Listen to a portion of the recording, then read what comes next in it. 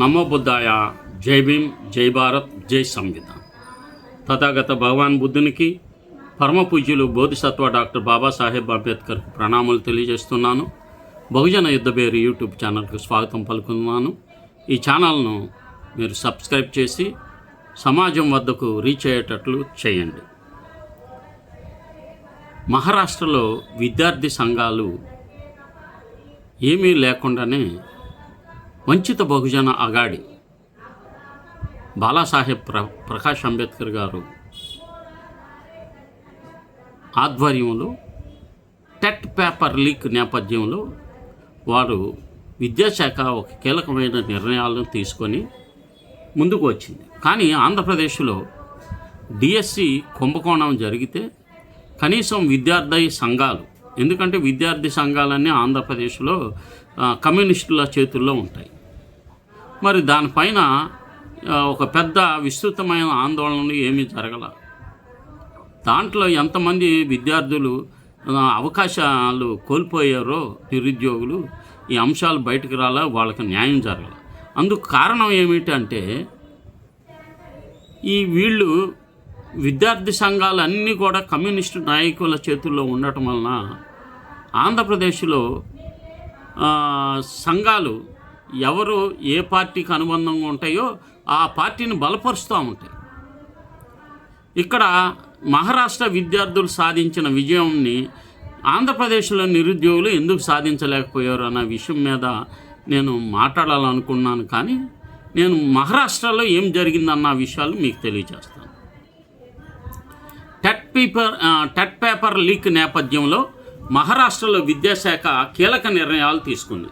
విద్యార్థులు, ఉపాధ్యాయులకు ఊరట కలిగింది.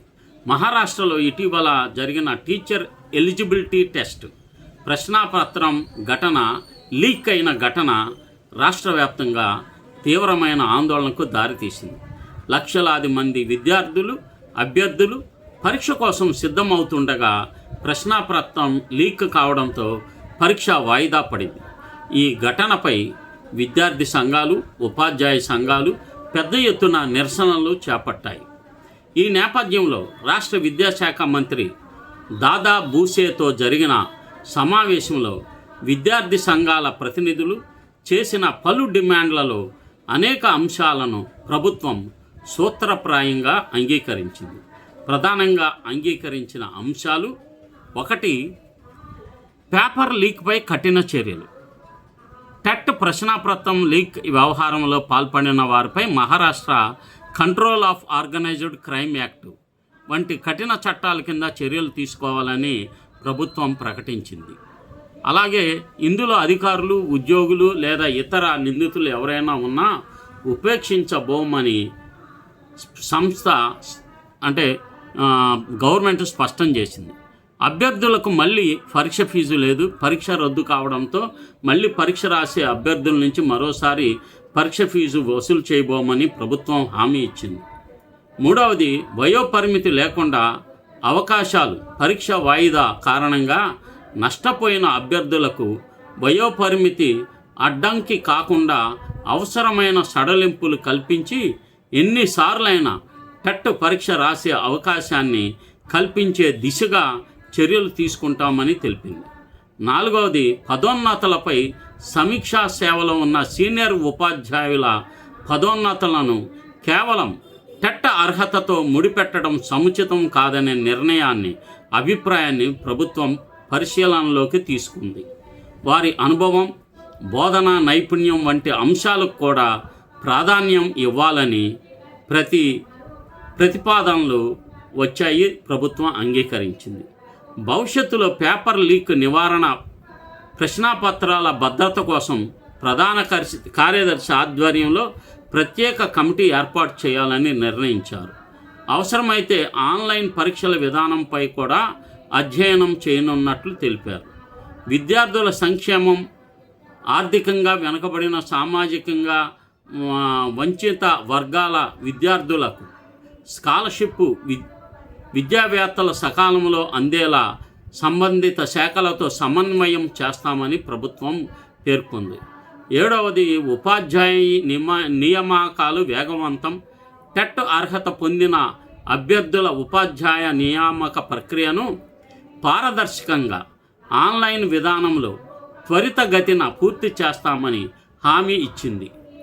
శిక్షణా సేవకుల అంశం. శిక్షణా సేవకుల పదవీకాలం పొడిగింపు అంశాన్ని ఆర్థిక శాఖతో చర్చించి తగిన నిర్ణయం తీసుకుంటామని ప్రభుత్వం వెల్లడించింది. విద్యార్థి ఉద్యమానికి ఫలితం. ఈ నిర్ణయాలు మహారాష్ట్రలో విద్యార్థి ఉద్యమానికి తొలి విజయంగా భావిస్తున్నారు.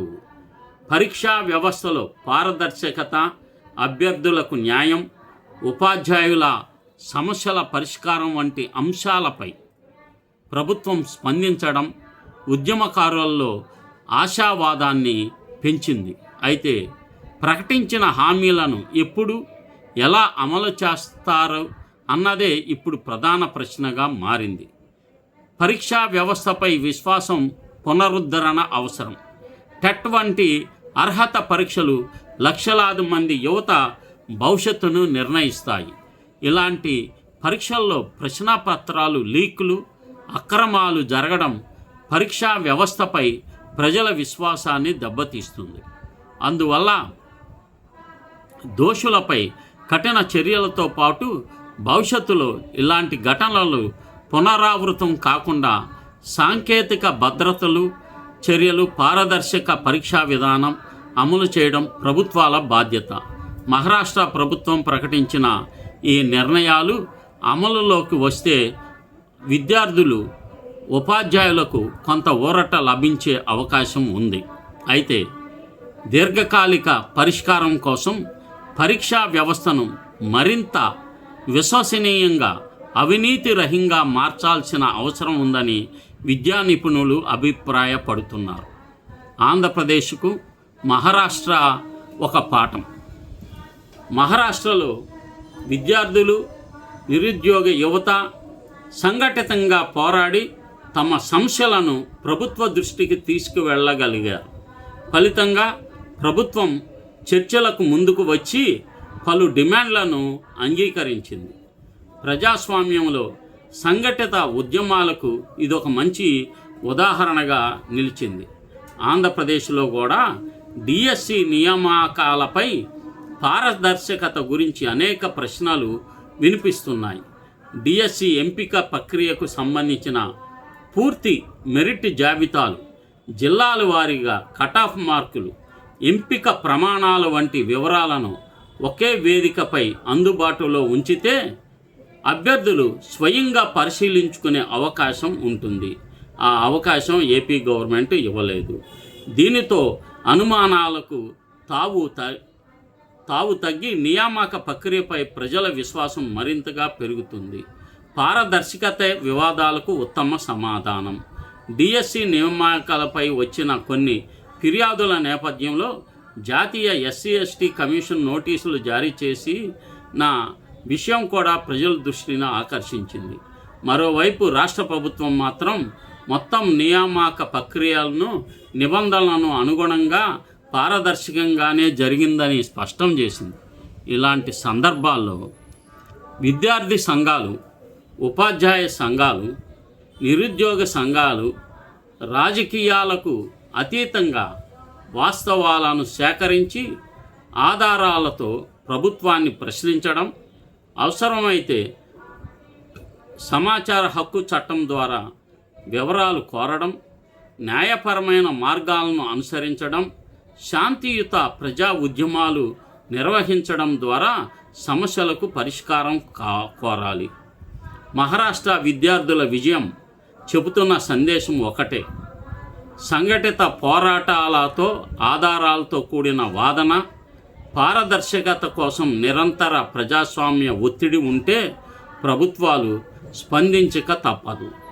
ఇదే స్ఫూర్తి ఆంధ్రప్రదేశ్లో నిరుద్యోగ యువతలో కూడా పెంపొందించుకొని నియామక వ్యవస్థపై ప్రజల విశ్వాసం మరింత బలపడుతుంది. ఈ విషయాలు ఆంధ్రప్రదేశ్లో ఈ వామపక్ష చేతుల్లో ఉండే ఉపాధ్యాయ సంఘాలు లేక ఈ విద్యార్థి సంఘాలు ఏ కారణంతోనో ఈ డిఎస్సిలోని జరిగిన అవకతవకలు పైన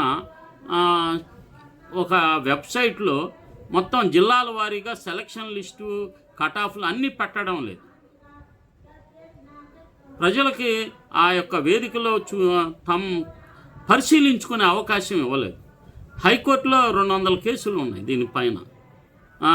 కమిషన్స్ ఇంతవరకు ఎవరికి స్పష్టమైన సమాధానం ఇటు హైకోర్టులోను ఇటు కమిషన్లోనూ న్యాయం అనేది జరగడం. కనుక ఈ విషయంపై ఎక్కడ ఫెయిల్యూర్ అయ్యామో మేధోమథనం చేయాలి. ఇప్పటికైనా విద్యార్థి సంఘాలు తమ గుప్పెట్ల చేతుల్లో ఉంచుకున్న వాళ్ళు లేదా ఉపాధ్యాయ సంఘాల వారు ఉమ్మడిగా వీళ్ళందరినీ కూర్చోబెట్టి ఎక్కడ అన్యాయం జరిగిందో ఈ విషయాలు బయటికి తీసుకురావాల్సిన బాధ్యత వీరిపైన ఉంది. ఈ అంశాలను మీరు స్పోర్టివ్గా తీసుకోమని చెప్పి విజ్ఞప్తి చేస్తున్నాను. నమో బుద్ధాయ, జై భీమ్. ఈ ఛానల్ను సబ్స్క్రైబ్ చేయండి, షేర్ చేయండి, లైక్ చేస్తారని విజ్ఞప్తి చేస్తున్నాను.